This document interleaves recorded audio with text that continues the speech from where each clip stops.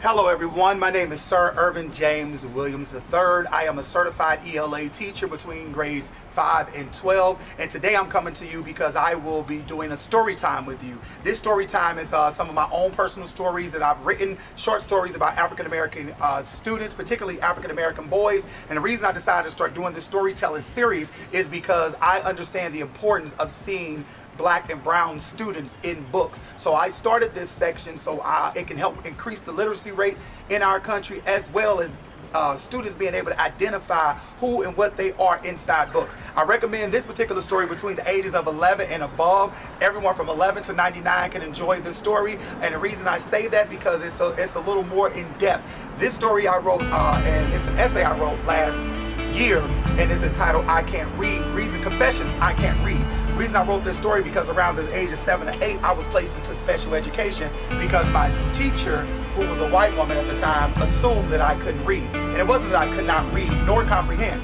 it was that I didn't want to read for her. So this is where this particular story comes from. Being a Black boy raised in the city of St. Louis, growing up in a disenfranchised community, I understand now as an educator I need to have more stories that are real and authentic, and sometimes it may have language that we don't necessarily agree with. So here is part 1 of that story, and I hope you enjoy it. I Can't Read by Sir Ervin Williams. True story.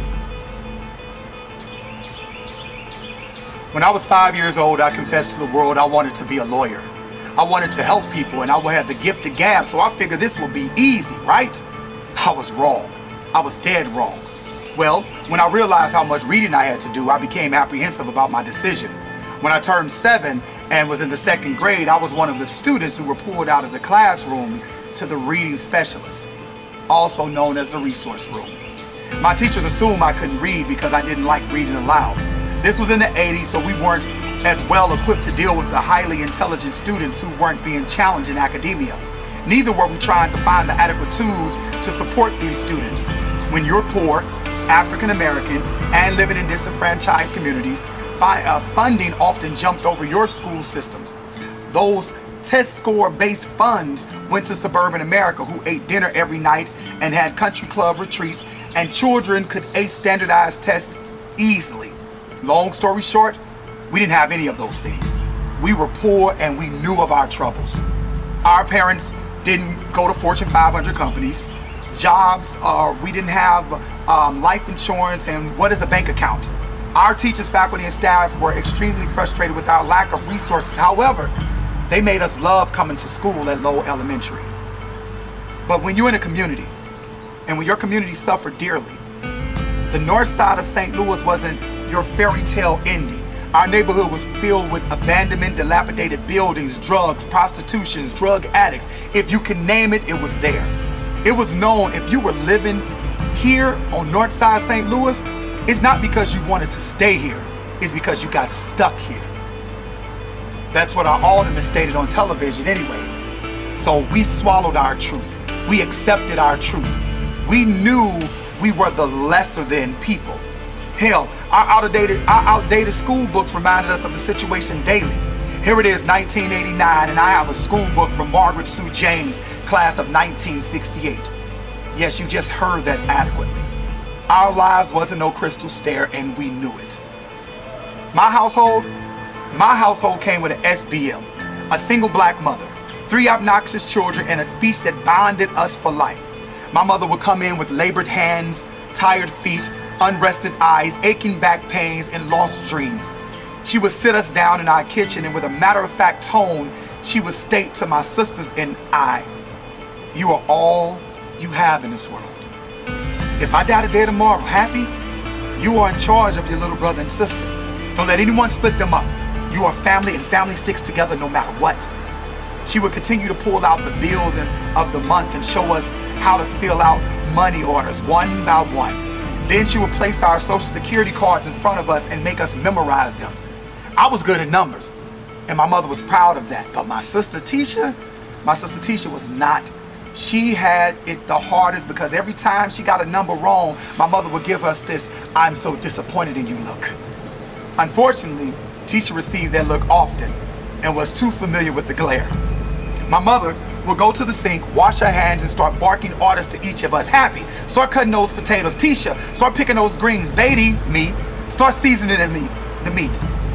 If you could have seen my mother's kitchen in 1989 moving like a well-oiled machine, you would have been amazed. I'm teaching you all of these things just in case something happens to me. You know, you will know what to do and how to do it. I can't let you go into a world not knowing nothing. Do you know how hard it is to be out here for children that don't know anything? I won't have it. You hear me? In unison, in repetition, we mumbled under our breath, yes, ma'am. Now, when you go on in there and turn the radio on, it's time for us to have a party. All of a sudden, Stevie Wonder, Aretha Franklin, and Smokey Robinson will come glaring through the living room, mounted speaker, and as soon as I can tell you, joy would enter into our kitchen. I miss those days, and I miss those times. But I remember my mother always trying to compose herself in front of us. It was as if every day she had to walk out in the world and fight for everything, then come back home and put on a brave face for her children. My mother was always nervous about her early departure and her early death. See, her mother had a stroke when she was only 12 years old, and being the oldest, she became the woman of the house. She was thrust into a world without a paddle, and she refused to do the same things to her children. As we moved through the kitchen, singing and dancing without missing a beat or a step, I would sometimes catch my mother holding back tears. No, it wasn't from the onion she was cutting, but from the hurt and the pain of not being able to provide for her children adequately. This silent pain that only she knew, and she knew this pain alone. There wasn't a great white knight coming to save her. There wasn't an inheritance to help her financial instabilities. There weren't any welfare lines that were long enough for paying enough money to help her feed her growing children. All she had was her and an isolated pain, and that isolated pain chipped away at all of us every day. See, my mother was doing the best that she could do with all that she had, and still, unfortunately, it wasn't enough. Thank you so much for listening to I Can't Read by Sir Ervin Williams. Now is the portion where we ask the questions and you all give us the answers. You can pause this clip to get yourself a pen and a piece of paper because the answer key is on the next slide. First question, where was the author born? Question number 2, what did Sir Ervin confess to the world when he was a child? Question number 3, why did Sir Ervin get placed into the resource room? Question number 4, define the word disenfranchised. Question number 5, critical response. Sir Ervin sometimes caught his mother crying in the corner while they were cooking. What did he discover about his mother? Cite evidence from the text explaining your answer. Remember race. Restate the question, answer the question, cite evidence, and explain. Thank you, and you can move on to the next clip if you have all the questions written down. Now is the portion we all been waiting on, the answers. First answer, the author Sir Ervin Williams was born on the north side of St. Louis, Missouri. Answer number 2, Sir Ervin confessed to the world that he wanted to be a lawyer. Answer number 3, Sir Ervin was placed into the resource room because he did not want to read for his teacher, Mrs. D. Question number 4, the word disenfranchised means to deprive someone the right to privilege and to vote.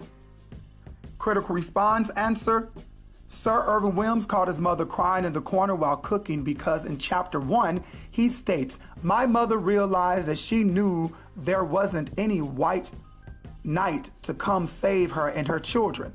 All she had was herself. Ervin knew that his mother's pain affected all of them. I hope you love this, and make sure you go to the next clip because you'll be able to see where all of my social media contact information is, and you'll be able to get in contact with me. Thank you so much.